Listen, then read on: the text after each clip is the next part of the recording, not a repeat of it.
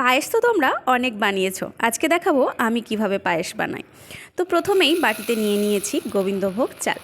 এবার চালটাকে কিন্তু খুব বেশি একটা ধোয়া যাবে না, তাই অল্প একটু জল দিয়ে এই 1 থেকে 2 বার মতো অল্প হালকা করে ধুয়ে নেব। চালটাকে খুব বেশি ধুলে কিন্তু চালের যে সুন্দর গন্ধ সেটা পেরিয়ে যাবে। এবার একটা হাঁড়ির মধ্যে নিয়ে নিয়েছি 500 দুধ। দুধের মধ্যে দিয়ে দেব একটা এলাচ ভালো করে থেতলে নিয়ে, আর তারপর এই দুধটা যখন ফুটে আসবে তখন কিন্তু ওর মধ্যে দিয়ে দেব চাল, যে চালটা ধুয়ে 5 মিনিট বা 10 মিনিট মতো ভিজিয়ে রেখেছিলাম। তো ওর মধ্যে দিয়ে দিয়েছি অল্প একটু লবণ, কারণ লবণ দিলে চালটা তাড়াতাড়ি সেদ্ধ হয়ে যাবে। আর যে কোনো রকম মিষ্টি বা মিষ্টান্ন বানানোর সময় যদি তাতে অল্প একটু লবণ দেওয়া হয়, টেস্টটা কিন্তু খুবই ভালো লাগে। এবার অবশ্যই নিয়ে নেব কাজু এবং কিশমিশ, কারণ পায়েস বানানোর জন্য এটা ভীষণভাবে প্রয়োজনীয়। কাজু কিশমিশ মুখে না পড়লে কিন্তু পায়েসটা একেবারেই যেন ভালো লাগে না।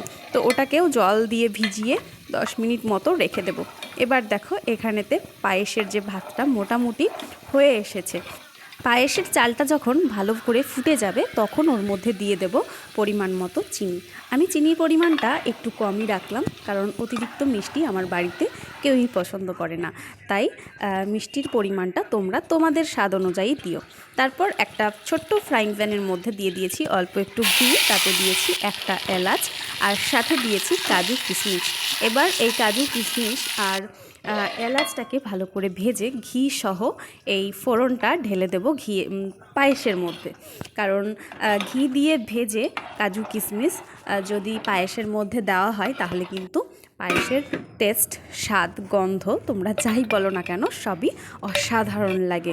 তো শীতের সকালে এরকম গরম গরম সুন্দর পায়েস আর সাথে যদি থাকে পিঠে, তাহলে তো পুরো জমে যাবে। কি বলো? তাহলে আর দেরি কিসের, ঝটপট করে বানিয়ে ফেলো এরকম সুন্দর পায়েস। আর আমাকে কমেন্ট করে জানাও আজকের পায়েসের রেসিপিটা তোমাদের কেমন লাগলো।